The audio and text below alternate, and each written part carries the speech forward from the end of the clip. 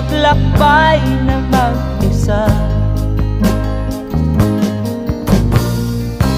upang aking malimutan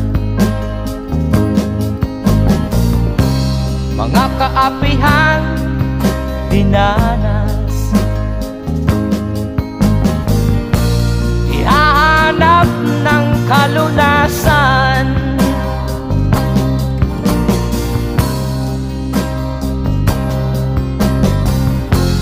kami hinamak ng lubusan, inapit, tinatawanan,